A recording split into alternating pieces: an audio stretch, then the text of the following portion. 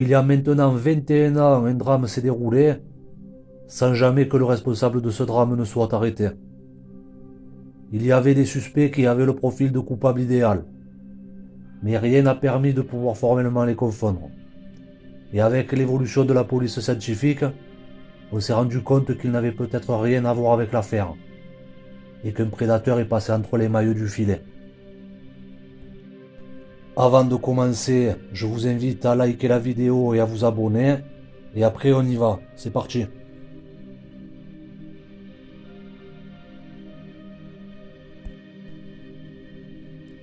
Ce 21 mars 2001, en allant cueillir des champignons dans la forêt à côté de chez son oncle, Nicolas ne s'imagine pas faire une découverte qui le marquera à jamais. Et pourtant, alors qu'il n'a fait que quelques centaines de mètres, il aperçoit ce qui ressemble à une main humaine dépassée de la végétation sur le bord du chemin.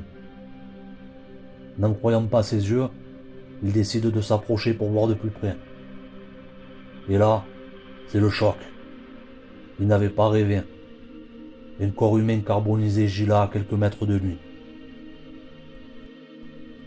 Terrorisé, il repart en courant prévenir la gendarmerie, qui ne tardera pas à faire le rapprochement avec la disparition d'une jeune femme de la région signalée la veille.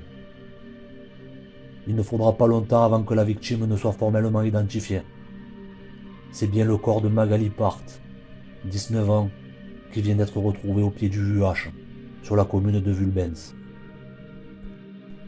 L'autopsie va montrer que la malheureuse a vécu un calvaire. Elle a été battue avec une violence inouïe.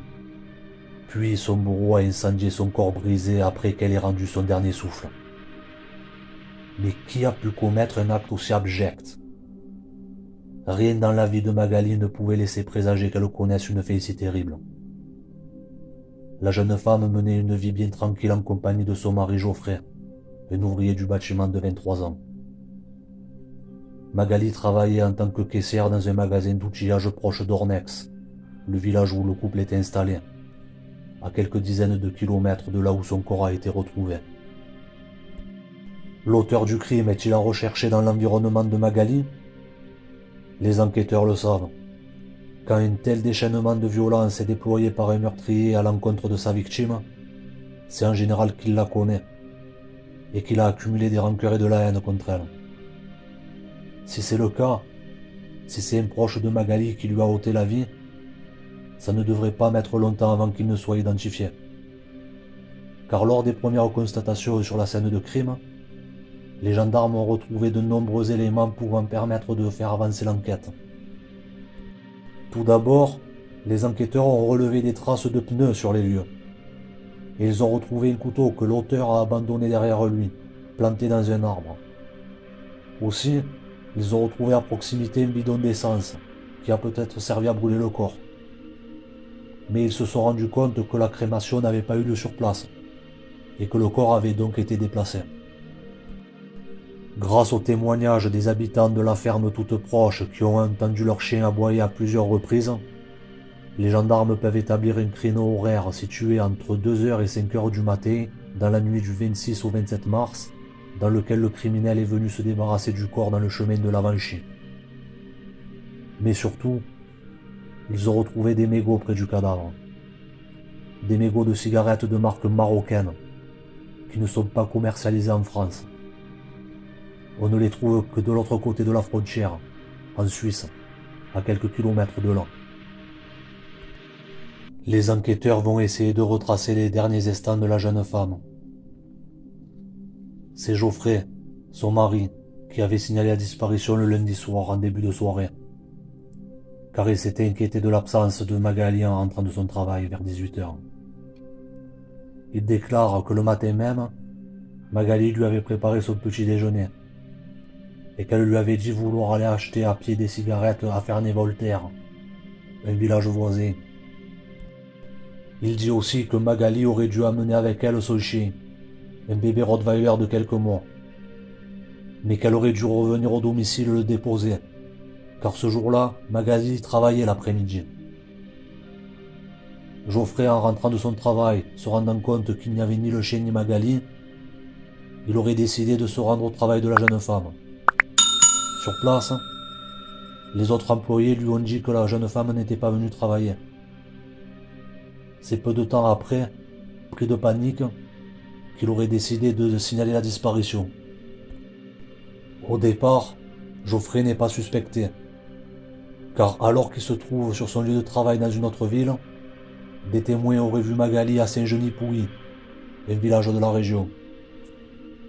Et détail troublant, c'est dans ce même village que des retraits bancaires auraient été effectués avec les cartes du couple.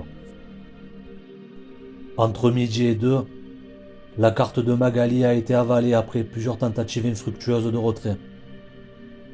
La carte de Geoffrey, que Magali avait en sa possession, a été utilisée. Mais quoi qu'il en soit, à ce moment-là, Geoffrey a un alibi.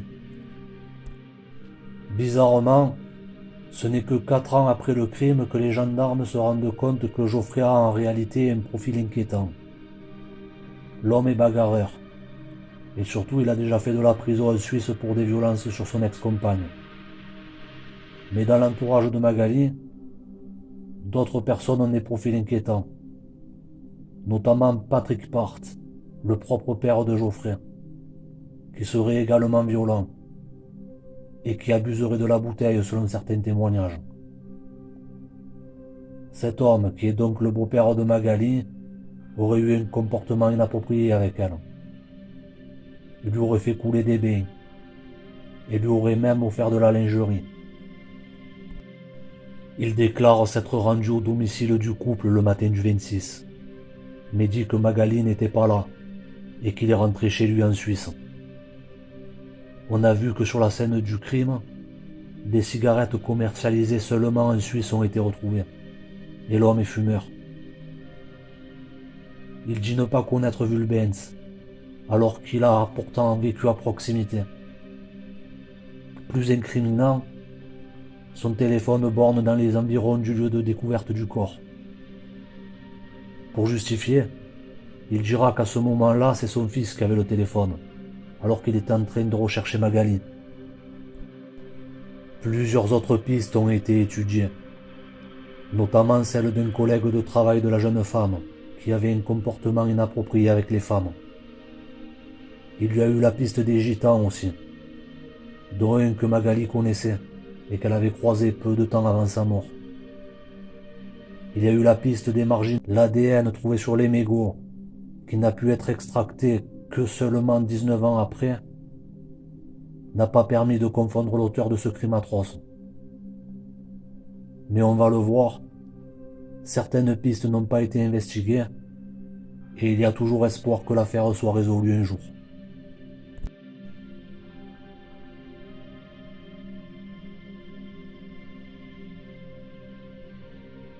Bon, voyons un peu plus en profondeur ce qui a pu se passer. Pour les pistes qui ont été évoquées là, donc les gitans, on ne sait pas comment ils ont été écartés. Les marginaux qui vivaient dans le squat où la police a pensé pendant un moment que c'est là que le corps de Magali a pu être brûlé. Apparemment, ils n'ont rien trouvé sur place qui pouvait accréditer cette hypothèse. Nordal Lelandais, il venait d'avoir 18 ans. Apparemment, il n'avait pas de voiture ni rien, donc ils l'ont écarté. Samir Limani, c'est pas la police, ni le Salvac, ni rien qui avait fait ce rapprochement. Ça fait des mois, on n'a toujours pas de nouvelles. Apparemment, l'ADN n'a pas matché. Après, les deux suspects qui paraissent les plus crédibles, c'est bien sûr Geoffrey Part, ou son père Patrick Part, ou les deux, qui auraient pu commettre le crime ensemble. On va voir ce qui aurait pu se passer, ce qui accréditerait cette hypothèse et ce qui la discréditerait. Vous me direz en commentaire ce que vous pensez de cette affaire, qui est vraiment très très intrigante, parce qu'il y a des suspects qui sautent aux yeux, mais bon, après, il y a des éléments qui les innocentent. Alors on va voir en premier l'hypothèse du mari. Qu'est-ce que c'est qui pourrait pointer vers le mari? Premièrement, c'est le dernier à l'avoir vue vivante. Parce que les témoins qui auraient vu Magali à Saint-Genis-Pouilly le lundi matin, le papa de Magali est allé à leur rencontre. Au final, ils étaient plus sûrs que ce soit Magali qu'ils aient vu. Ce qui pointe aussi vers le mari. Il a un passé de violence conjugale. Il s'en est déjà pris à son ex-compagne. Il a un profil de bagarreur. Et on voit que la victime a été sévèrement battue. Il donne l'alerte, à mon goût, un peu trop rapidement.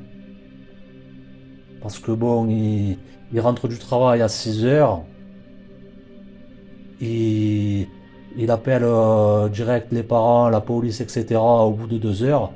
Il s'est pas dit peut-être qu'elle a un endroit, j'arrive pas à la joindre, elle va tout simplement rentrer. Voilà, l'alerte est donnée très rapidement, comme s'il savait que Magali elle revenait plus. Aussi, dans certains reportages, on peut se rendre compte qu'il y avait un tapis dans le salon et que ce tapis il a disparu. Ça peut laisser supposer qu'il y avait du sang sur le tapis et qu'il a voulu ou qu'ils ont voulu s'en débarrasser. Aussi, Geoffrey Part, il va travailler le matin alors qu'il devait pas travailler. Ça c'est bizarre. Ça peut laisser penser qu'il a voulu se forger un alibi. Mais aussi, je sais pas s'il y a eu des investigations qui ont été faites sur son lieu de travail, mais le corps apparemment, il aurait été incinéré dans un récipient qui aurait pu être une citerne ou un baril ou quelque chose comme ça. Et sur les chantiers, avant c'était assez courant que les gens fassent du feu dans des barils. Bon, alors est-ce que lui le matin il s'est pointé là-bas à on ne sait pas quelle heure exactement pour regarder s'il n'y avait pas des trucs incriminants qui traînaient sur le chantier? Exemple, qu'est-ce qu'ils auraient fait? Bon, ils auraient commencé à brûler le corps sur place. Ils voyaient que le corps il se réduisait pas en cendres à la vitesse qu'ils pensaient. Et après, ils l'ont emmené dans la forêt. Voilà, et le matin, ils se seraient rendus sur le chantier au lever du jour pour voir s'il restait pas des traces qui pouvaient laisser penser qu'un corps avait été incinéré là-bas. Qu'ils puissent regarder s'il n'y a pas des choses à dissimuler, des preuves, etc. Ensuite, il y a le fait qu'il était en possession, bon, soi-disant, du téléphone de son père, et que ce téléphone, il a borné à côté de là où a été retrouvé le corps. Alors on ne sait pas s'il a borné vers là-bas parce que Geoffrey Part, il est à la recherche de Magali, croyant qu'elle avait disparu, et que ça a borné donc, ou s'il est allé là-bas pour modifier la scène de crime. Il y a aussi le fait que le téléphone de Magali, dessus il n'y a plus d'activité à partir du lundi 25 au soir. Alors ce soir-là, il y a 2 amis du couple qui est venu chez le couple. Et apparemment ils disent que tout est normal, que il y a rien d'hors du commun qui se passe, que tout va bien, etc. Mais en tout cas, après il n'y a plus d'activité. Donc dans un moment où il n'y a que Geoffrey Part avec Magali. Le lendemain, elle devait voir une amie à elle. Et elle l'a pas appelée, rien du tout. Ça peut laisser penser qu'elle était déjà morte donc. Voyons maintenant ce qui discrédite l'hypothèse du mari. Alors, le mari n'a pas de voiture. Ça aurait été compliqué pour lui de déplacer le corps, etc. Voilà, en fait, quand ils ont lancé des recherches, qu'il est allé borner pas loin de la scène de crime avec le téléphone à son père, c'est parce qu'il était accompagné d'un ami qui a un véhicule. Alors bien sûr, je l'accuse pas l'ami. Je dis pas qu'ils sont allés là-bas ensemble pour modifier la scène de crime, pas du tout. Tout est possible, mais je l'accuse pas. En tout cas, tout ça pour dire que Geoffrey Part n'a pas de véhicule, donc ça aurait été compliqué pour lui de faire ça tout seul. Aussi, quoi qu'il en soit, même s'il ne devait pas travailler et qu'il est allé travailler, il était bel et bien là-bas sur place lors des retraits qui ont été effectués avec les cartes bancaires. Donc ça lui donne un alibi. Est-ce que, pareil, il a bénéficié d'une complicité pour lui fournir justement cet alibi pour qu'il se retrait, pour que lui puisse avoir un alibi? C'est possible aussi. Et il y a le fait aussi que il signale la disparition avant que le corps ne soit déplacé.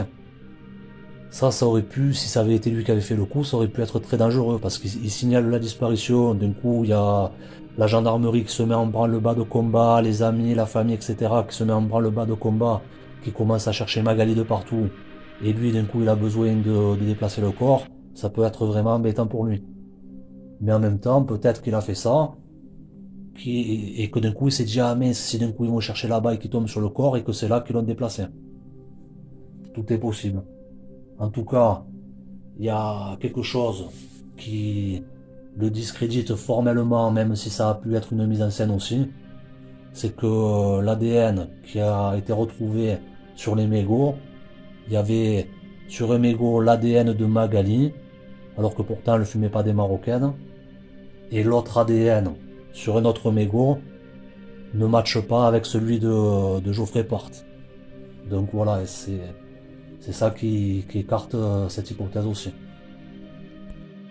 Quoi qu'il en soit, le mari il est mort, il s'est suicidé en 2018. Donc il n'y aura pas plus d'informations venant de lui. Passons maintenant à l'hypothèse du beau-père, que je n'accuse pas. C'est juste une hypothèse que je passe en revue. Alors, qu'est-ce que c'est qui pourrait accréditer l'hypothèse du beau-père? Déjà, il avoue s'être rendu au domicile du couple le lundi matin, le jour de la disparition. Et en plus, il dit aux enquêteurs qu'il n'y avait pas Magali, qu'il est reparti chez lui à Genève.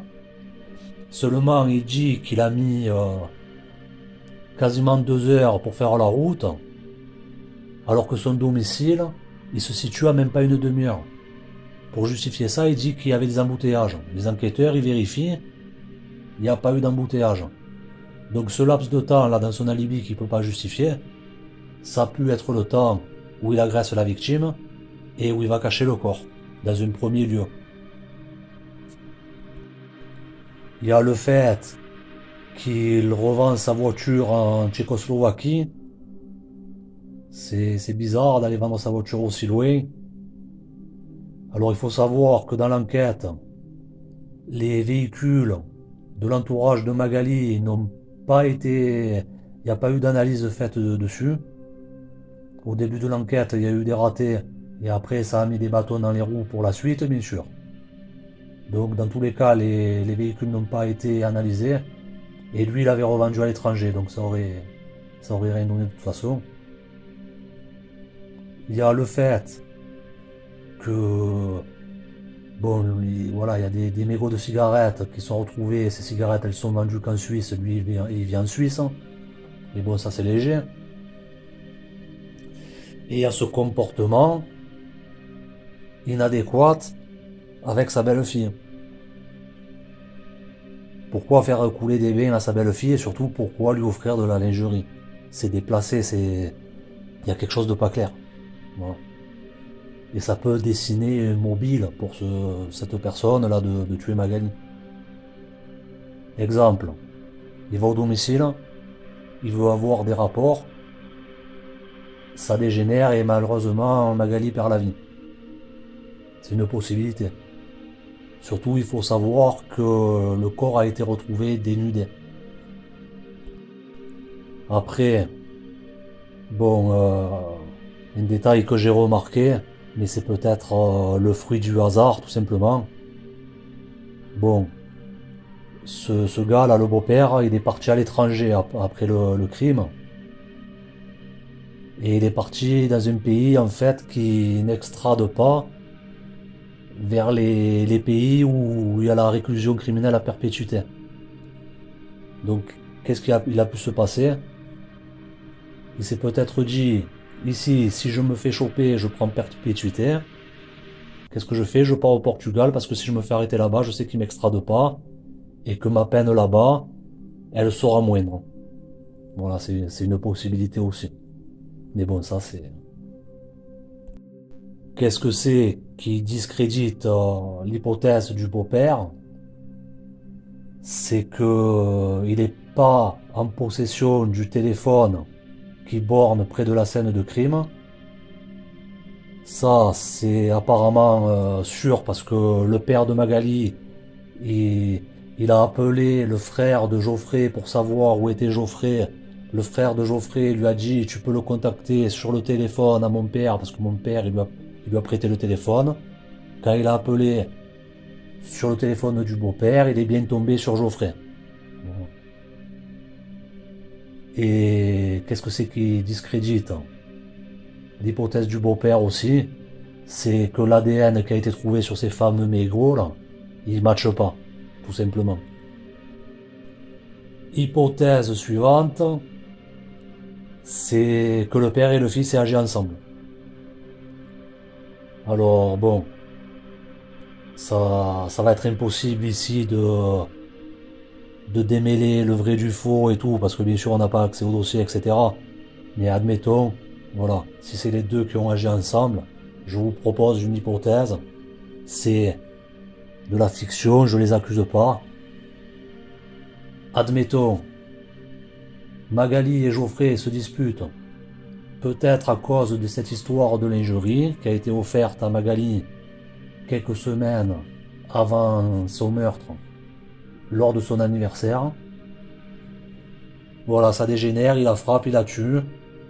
Après, il se retrouve avec le corps, n'étant pas véhiculé, ne pouvant pas faire appel à des amis les amis vont pas risquer la prison pour lui. Il peut se tourner que vers le père. Voilà. Le père, il vient, il aide à déplacer le corps, à créer un alibi le lendemain avec les cartes bancaires pour son fils, etc.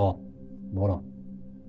Ils se débrouillent les deux pour se donner des alibis les uns aux autres. Alors il faut savoir qu'ils sont partis en garde à vue seulement en 2006, 5 ans après le meurtre. C'est bizarre. Normalement, ils partent de la victime, les enquêteurs.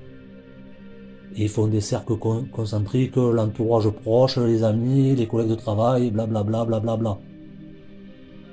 Et là, c'est les derniers qui ont été interrogés. Ils ont interrogé toute la région Rhône-Alpes, sauf eux. Donc c'est un peu bizarre, mais bon. Il y a un détail par rapport au chien de Magali qui pourrait laisser penser que les deux ont agi ensemble. C'est que, bon, le chien, il est censé avoir erré pendant 3 jours jusqu'à ce qu'on le retrouve sous la pluie. Et quand il est retrouvé, il est tout propre et il sent le parfum de Magali. Donc ça veut dire que quelqu'un l'a gardé dedans. Et vu que bon, même si c'était un bébé, c'était quand même un Rottweiler, c'était sûrement quelqu'un qui le connaissait qui l'a gardé. Après, bon, ça c'est discutable, on ne sait pas, mais... Voilà, en tout cas, c'est sûr que le père et le fils, il y a des trucs qui sont pas clairs. On ne sait pas quand ils se sont prêtés le portable, quand ils se sont rendus le portable, qui était où à tel moment, etc. Mais qu'est-ce que c'est qui peut les disculper? C'est tout simplement l'ADN qu'il y avait sur les mégots, une fois de plus. Mais ces mégots, ça a pu être une mise en scène. Voilà, cette histoire de couteaux plantés dans l'arbre, etc., de mégots. Ils ont pu ramasser des mégots et les mettre sur place. Tout est possible. Même si en 2001, les gens n'étaient pas au courant des recherches ADN, etc., comme maintenant, ils ont simplement peut-être voulu brouiller les pistes avec des marques de cigarettes qu'ils ne fumaient pas et qui ne se trouvent pas en France. Ils se sont peut-être pas dit je vais mettre des mégots avec l'ADN de quelqu'un d'autre. Ils se sont peut-être juste dit ouais je vais mettre des mégots de cigarettes qui se vendent pas ici et comme ça brouillera les pistes. Tout est possible. Voilà, on a vu donc pour le mari, pour le beau-père, pour la coaction du mari et du beau-père. Maintenant, bon, rien ne laisse penser que Magali parte, elle traînait dans un milieu criminel où il y a des règlements de compte, où ils brûlent les corps, etc. Donc c'est sûr que ça peut laisser penser qu'il y a eu une histoire avec des gens de son entourage proche, de la famille ou des amis, etc. Mais il y a quand même la piste du prédateur de passage qui n'est pas formellement écartée, quoi qu'on en dise. Et vous allez voir que il y avait des suspects potentiels, pas loin. Il y a même des serial killers qui ont été soupçonnés, qui auraient pu être de passage là-bas en Rhône-Alpes à l'époque. On va voir ça. Je vais commencer par le serial killer Michel Fourniret. Alors ceux qui savent pas qui est Michel Fourniret c'est un des pires serial killers d'Europe. Il a été arrêté en 2003. Si vous voulez plus d'informations à propos de lui, je vais vous mettre en description et en commentaire épinglé des vidéos d'une autre chaîne où vous pouvez aussi vous abonner là-bas. Quoi qu'il en soit, l'affaire Magali Part, elle fait partie d'une liste de 21 affaires où Michel Fourniret est investigué. Bon, la liste, elle s'est réduite là récemment à 20 affaires. Parce que il y a une des affaires que vous pourrez trouver sur l'autre chaîne aussi, qui a été résolue et où il avait rien fait, c'était pas lui, c'était un autre criminel qui avait fait le coup. Mais là, il est investigué dans l'affaire Magali Part. Alors, qu'est-ce que c'est qui aurait pu amener Fourniret là-bas? Fourniret, à l'époque, il habite en Belgique, donc pas du tout à la frontière suisse. Seulement, ils seront souvent dans le sud parce qu'il y a les enfants de Monique Olivier qui vivent là-bas. Il a un membre de sa famille qui habite en région Rhône-Alpes. Mais bon, à l'époque, apparemment, ils étaient déjà fâchés, ils se voyaient plus. Qu'est-ce que c'est qui pourrait accréditer la piste de Fourniret? Entre autres, c'est le fait que dans l'organisme de Magali, ils ont retrouvé des traces de médicaments. Et que Fourniret, avec certaines de ses victimes, il a utilisé des médicaments, notamment du Rohypnol. Alors, bon, selon les sources dans les médias, il disait que il les nommait pas. Mais il disait que les cachets qui avaient été retrouvés dans son organisme, c'était pas des cachets vraiment communs, que ça, ils avaient l'air de dire que c'était des trucs quand même un peu forts. Mais dans d'autres, il disait que c'était pour soigner de légères dépressions. Voilà, et ça c'est le patron de l'ORCVP qui disait ça dans l'heure du crime. Alors j'ai plus tendance à le croire lui, mais en même temps, bon, peut-être qu'il ne veut pas révéler exactement trop de détails et qu'il dit ça. Quoi qu'il en soit, il y a des médicaments qui ont été retrouvés dans son organisme et Fourniret utilise les médicaments sur les victimes. Voilà, qu'est-ce que c'est qui peut faire qu'ils se sont tournés vers cette piste. Après, à ce qu'on en sait, la crémation et tout, elle fait pas partie du modus operandi de Fourniret, mais en même temps, Michel Fourniret n'a pas vraiment de modus operandi. Il a tué de plusieurs façons différentes, des victimes différentes, et des fois en faisant exprès d'utiliser des méthodes différentes pour brouiller les pistes. Et lui, c'est un gars qui est en mesure de brouiller une scène de crime. Voilà. Il avait déjà été condamné pour des crimes sexuels. Voilà, il savait comment ça se passait, les enquêtes, les ci, les là. Et surtout, il suivait dans des magazines spécialisés les avancées justement de la police et tout, scientifique, tout ça. Donc lui, voilà, il est capable de brouiller une scène de crime. Aussi le fait qu'ils opéraient avec Olivier, avec Monique Olivier et sa femme, ils opéraient les deux pour enlever les victimes. Ça peut expliquer que Magali ait été enlevée sans que personne ne remarque rien, parce que bon, elle devait se rendre dans un village pas loin mais à pied. Eux, ils sont peut-être passés à côté, comme c'est arrivé avec certaines victimes, et ils l'ont embarqué. Monique Olivier, elle lui a demandé un renseignement ou elle lui a dit tu veux pas qu'on te dépose, elle est montée en confiance et ça s'est mal fini. Ce qui discrédite la piste de Fourniret, c'est que le corps a été déplacé. Lui, bon, voilà, il habitait à peut-être 700 km de là. Pourquoi il serait resté pour après le soir bouger le corps? Ça tient pas. Après, est-ce que il a commis le crime en descendant et après en remontant, il a décidé de bouger le corps parce qu'il avait peur qu'il soit découvert ou quoi? C'est un peu gros, j'y crois pas du tout, mais tout est possible. Ils ont des choses dans le dossier que le public ne connaît pas, et s'ils ont décidé de creuser cette hypothèse, c'est qu'ils ont quelque chose qui peut laisser penser que c'est lui sûrement. Mais bon. Bon, après j'ai essayé de faire des rapprochements avec d'autres affaires similaires, chose qui n'a peut-être pas été fait à l'époque, parce qu'en fait, peu de temps après le crime, bizarrement l'enquête elle a été mise en stand-by, et elle a vraiment recommencé que 4 ans après, en 2005. Mais il faut savoir que en 2001 et en 2002, il y a eu plusieurs meurtres où la victime a été brutalisée et brûlée. Mais ça correspondra pas parce que les auteurs ils ont été arrêtés.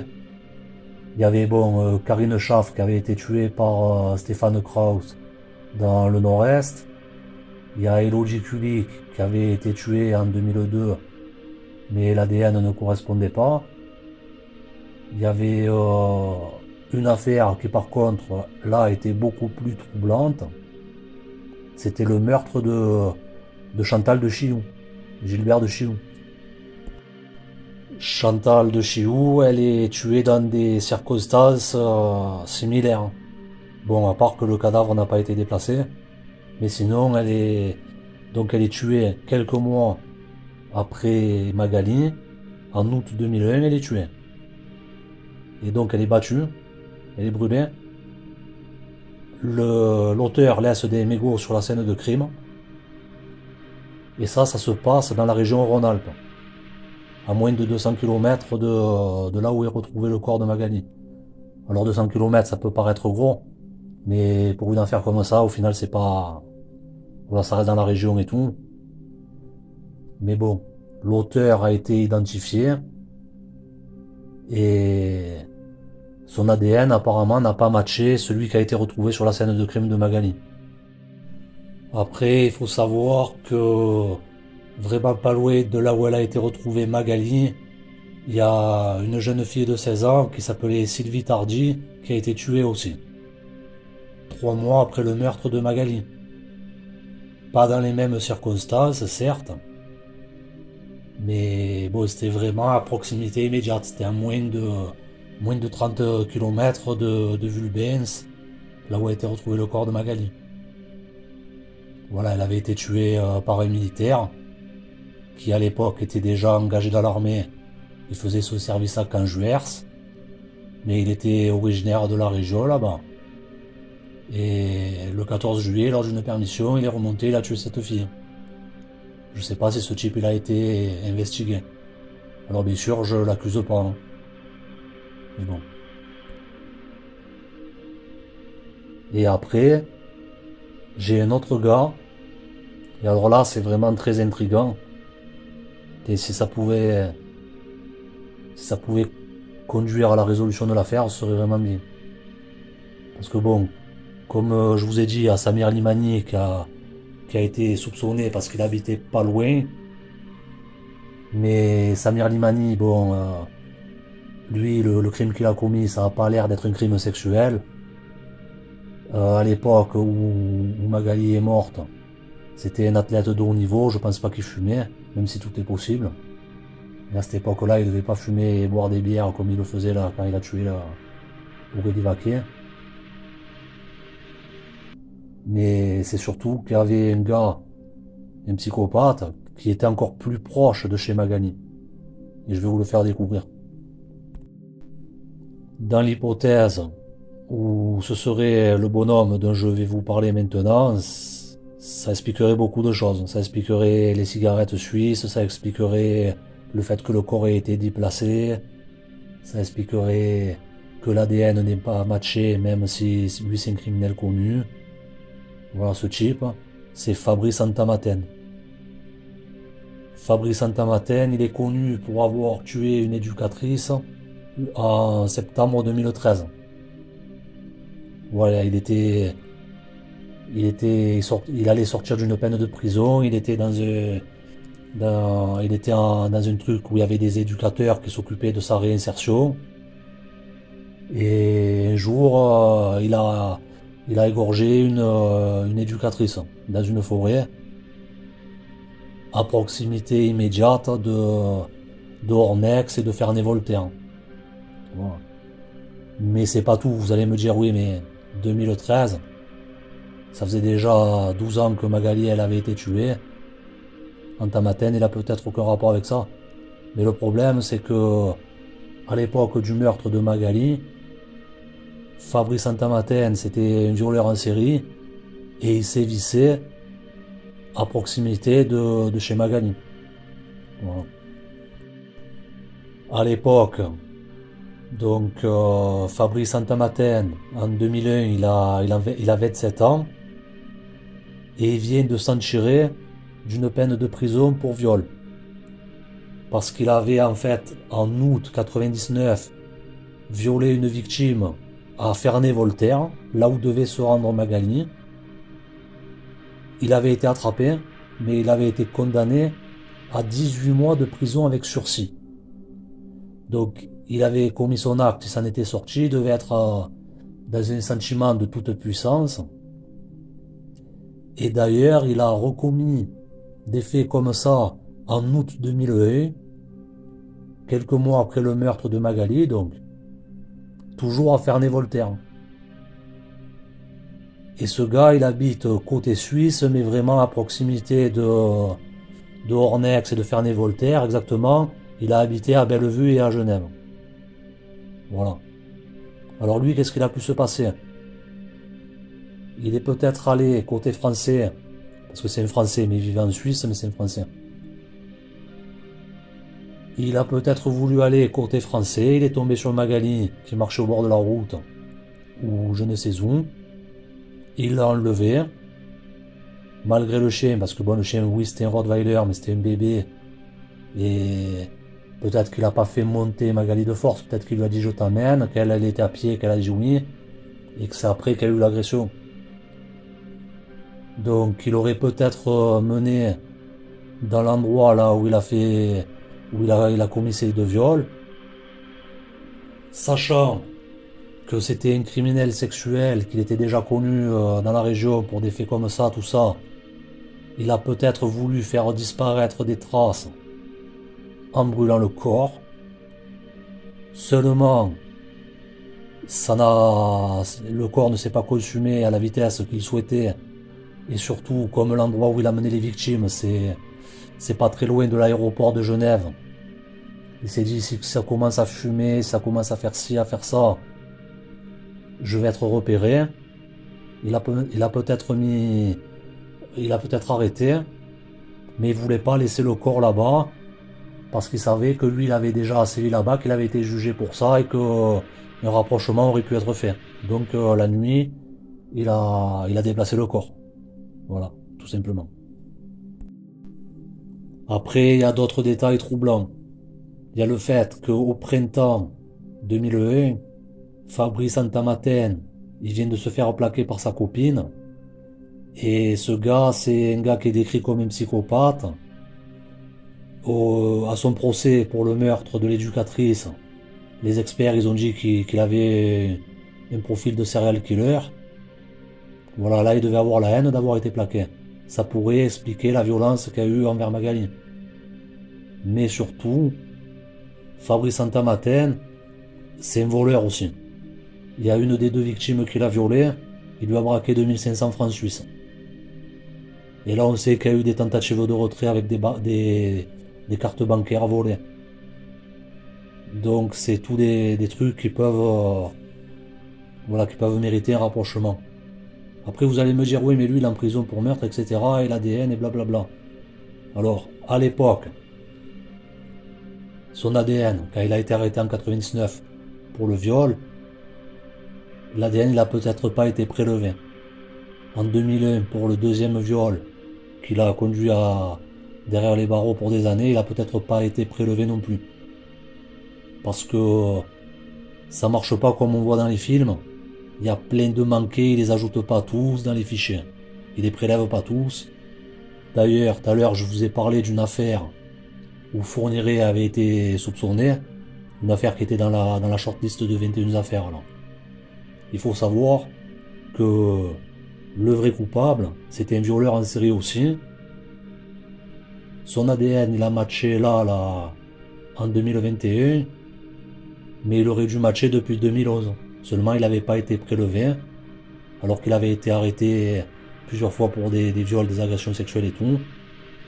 Et du coup, pendant 10 ans, il a pu être libre. Voilà. Alors, quand il a tué l'éducatrice en 2013, il était déjà en prison, il s'était évadé en fait. En fait, bon c'est un truc de fou, hein. Mais là-bas en Suisse, ils amènent non seulement les détenus faire du cheval, mais ils les amènent même dans des maisons closes. Voilà. Et ce jour-là, bon, avec l'éducatrice, il devait aller faire du cheval. Il s'est arrêté dans un magasin, il a acheté un couteau, il a tué. Et c'était déjà un gars qui était incarcéré. Donc quand ils l'ont arrêté, ils l'ont simplement remis derrière les barreaux. Sans faire de prélèvement ni rien. C'est fort possible. En 99, pour le viol qu'il avait commis à Ferney-Voltaire quand il avait pris du sursis, ça c'était en Suisse. Il n'avait pas été incarcéré. Donc là, c'est très improbable qu'il lui ait pris l'ADN. Surtout qu'à l'époque en Suisse, la base de données de l'ADN, c'était vraiment à titre d'expérimentation à l'époque. Et quand il a été arrêté en 2001, là c'était côté français, mais bon, les prélèvements ils se faisaient pas automatiquement comme maintenant tout ça. Donc c'est possible qu'il soit passé entre les mailles du filet. Voilà. Après, je l'accuse pas bien évidemment, hein, c'est voilà juste un constat qu'il y a autant de similarités et de trucs qui peuvent coller. Mais ça peut être n'importe qui d'autre. Parce qu'il faut savoir que dans la région, il y a eu plusieurs meurtres, plusieurs disparitions non élucidées. Alors de connus, il y a eu la petite Cécile Valin qui a disparu aussi. C'est pas à des centaines de milliers de kilomètres de la frontière suisse. Mais il y a deux autres filles aussi une qui a été tuée, qui fait aussi partie de la liste dans laquelle Fourniret est investigué. Et une autre fille qui a disparu, elle a disparu sans laisser de traces. Cette histoire, ces affaires-là, je vous mets pareil en lien dans la description ou en commentaire épinglé, toujours sur l'autre chaîne là-bas. Vous allez découvrir, vous allez voir qu'il y a peut-être un serial killer qui traînait là-bas qui n'a jamais été identifié. Qu'est-ce que c'est sinon qui pourrait mener à la résolution de l'affaire? Une technique toute simple que malheureusement en France on n'utilise pas, je me demande bien pourquoi, mais ce serait d'ajouter les profils génétiques des scènes de crime et tout ça dans JetMatch. JetMatch, c'est une base de données où tout le monde peut mettre son ADN. Vous faites un test ADN privé pour connaître vos origines, etc. Vous êtes sur un site. Sur le site, ils vont faire des rapprochements avec des ADN qui qui sont de vos parents éloignés. Mais après, vous avez carrément GEDmatch, qui est une grosse base de données où vous pouvez tout mettre de n'importe quel site.